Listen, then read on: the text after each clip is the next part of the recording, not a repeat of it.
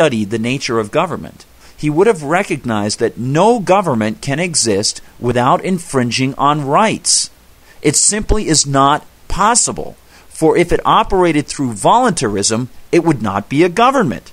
As a result, Mr. Jefferson should simply have written this, quote, "Government from its outset is destructive to those ends, for it can only exist by infringing on one's rights to property. Therefore, it is the right of the people to abolish it. No government shall take its place, because no government can exist without infringing on innate rights." End quote. That would have been really good. He came close, but not close enough. And unfortunately, this is where we've come from it.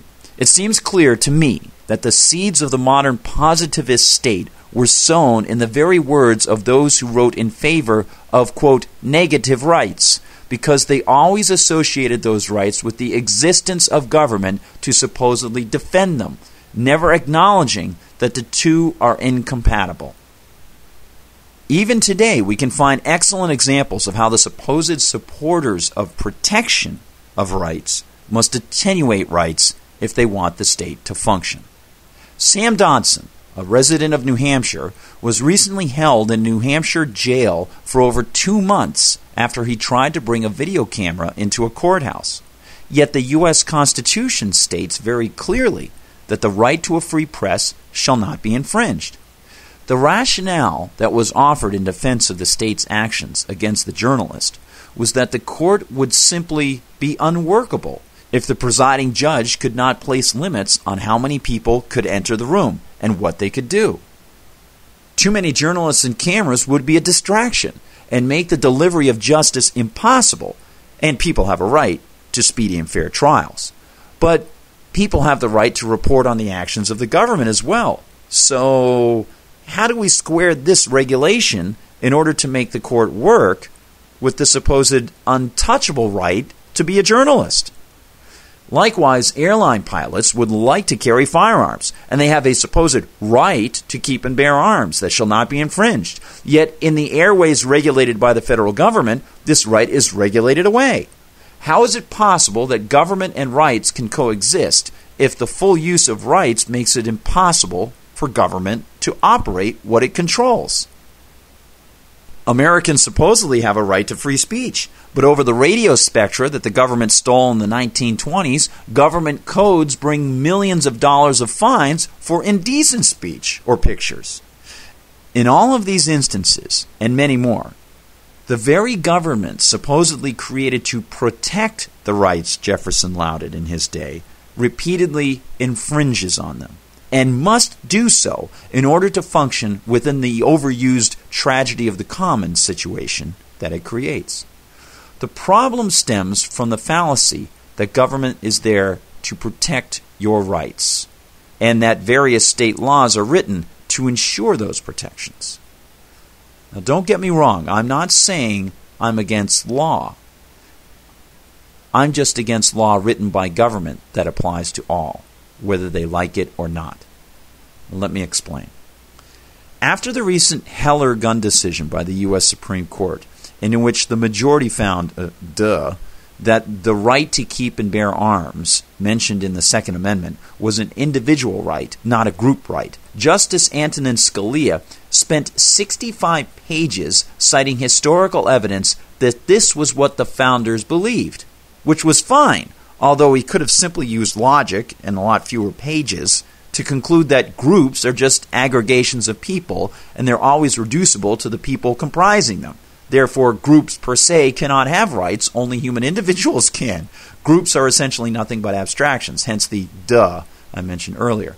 Unfortunately, after all that effort, Scalia then added what I will offer in paraphrase. But of course, we all know that rights can be attenuated, he said. Huh? The entire point of it is that rights are sacrosanct. They're rights only in that, by their nature, they are inherent and can't be attenuated by outside arbitrary force without acting against God or nature, whichever you want to pick. In reading this, I thought that perhaps Americans had been badly misled, even by the so-called small government conservatives who claimed lineage from Jefferson, people like Scalia. All this time, These conservatives put their trust in government to protect their rights, when in fact government existed only at the expense of rights, and it was now redefining the term itself. I began to think that perhaps the term negative rights was not only unusable because it had been suborned, corrupted in order to facilitate arbitrary state whim, but that the entire construct of negative rights, per se, had from its outset always been associated with the government that was created to identify and supposedly protect those rights. Rights required laws to recognize them and government to protect them. I began to think that perhaps a better term would be societally determined modes of acceptable behavior.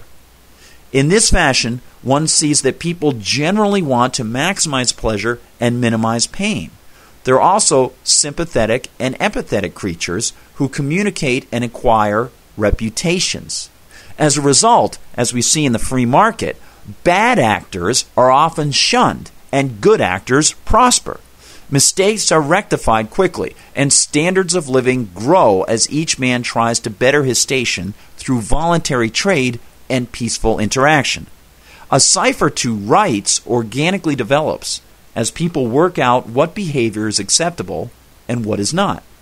No government entity is needed to make this system work, and profit, loss, inclusion, exclusion, and reputation drive good neighbors to trade and do good in order to do well. As a result of this line of thinking, I spoke with Sheldon Richman, the editor of the Freeman magazine. You can find his work at sheldonrichman.com or fee.org, as an aside, and he's a great proponent of free markets. Sheldon told me that this was essentially what the British common law system was. That was how it developed. And that made a lot of sense to me. So how did people go wrong along the line? Where did they make the turn from societally determined acceptable modes of behavior to government and law? In a rewarding conversation I recently had with my friend Glenn, I got the answer. I told Glenn that I had become very disenchanted with the term rights and the laws written to support them.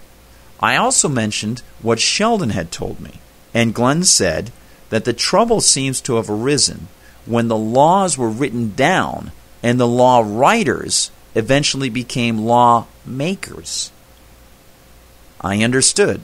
The problem arose when people took the rules they had organically created through market exchange in society and had them written down, codified by government.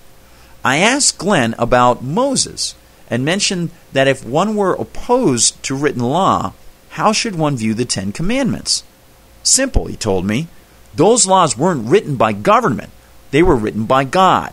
Adherence to the commandments is voluntary, and it's up to you to be a moral being.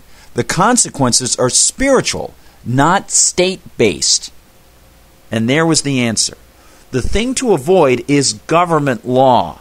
And today we can use the shorthand of law itself, statute or legal code, to mean the same thing. Once one places the power to write laws into the hands of anything other than a voluntary market institution, he sets himself and his neighbors on the path to tyranny.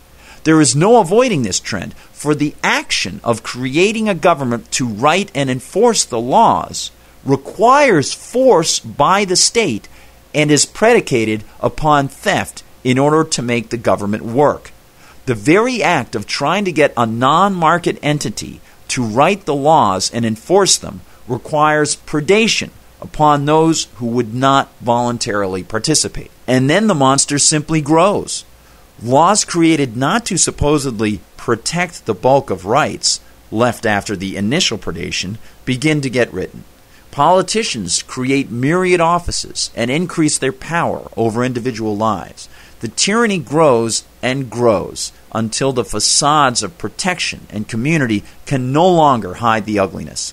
Revolution approaches, be it intellectual or actual, all because people believed in the myth that government laws and rights were somehow compatible. I hope you, like I, can see that they're not. And I hope the revolution does not simply replace the government. I hope it abolishes it. That's an essay entitled The Monster of Modern Manipulation, Rights. And that's the third of 3 parts covering this subject. It will be posted at libertyconspiracy.com if you want to read it.